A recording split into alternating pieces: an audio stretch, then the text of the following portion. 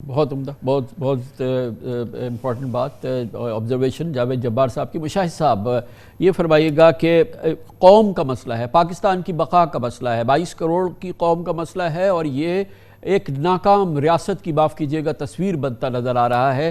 ظاہر ہے کہ صرف سیاستدانوں کی ذمہ داری نہیں ہے، جاوید جبار صاحب نے اجاگر کیا ہے، عدلیہ اور فوج کا بے انتہا انفلوئنس ہے، بڑا کلیدی کردار ہے۔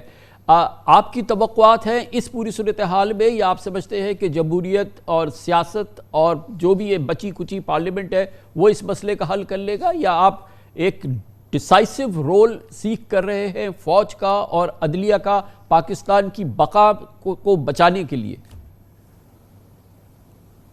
میرے خیال میں ہماری سیاسی قیادت میں، اور اس میں پارلیمنٹ کو شامل کرتا ہوں، اتنی جان ہونی چاہیے، اور ہے بھی کچھ حد تک، کچھ لوگوں میں ایٹ لیسٹ کم سے کم، کہ وہ صحیح بات کریں، سچ بات کریں اور کوشش کریں کہ مسئلہ حل کرنے کے لیے۔ تو جب اتفاق رائے ہونی ہے وہ ہو جاتی ہے، تو ایسی کوئی بات نہیں، چاہے وہ سیاسی مصلحت کے تحت ہے، چاہے وہ نظریہ ضرورت کے تحت ہے۔ تو میں سمجھتا ہوں کہ کیونکہ جوڈیشری کا اور آرمی کا وہ تو ایک لاسٹ آپشن ہوتا ہے، وہ تو ایکسٹرا کانسٹیٹیوشنل آپشن ہوگا۔ میں بات کر رہا ہوں کانسٹیٹیوشنل آپشن کی، جو ہمارے ہاتھ میں ہے، and we claim to be leaders.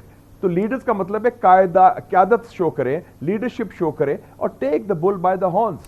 ہاں، اگر اسٹیلمنٹ رہے گا، اگر یہ محاذرائی رہے گی، اگر یہ ایسا سٹیٹس کو جو ہے انٹیبنیبل ہو رہا ہے وہ ہوگا، تو پھر somebody else will intervene۔ وہ آگے ہمارے ہاں ہسٹری ہو چکی ہے سافٹ کوز کی بھی اور اس کی چینجز کی بھی۔ تو میرے خیال میں اب ایک نارمل ڈیموکریٹک پروسیس کو چلانے کا ایک نادر موقع ہے ہمارے پاس، اور وہ ہم اپنے تجربے سے سیکھیں، چاہے وہ تلخ تجربے ہیں۔ اگر نہیں سیکھیں گے تو پھر ماضی کی غلطیاں دہرائیں گے اور نتائج وہی ہوں گے جو ماضی میں ہوئے تھے۔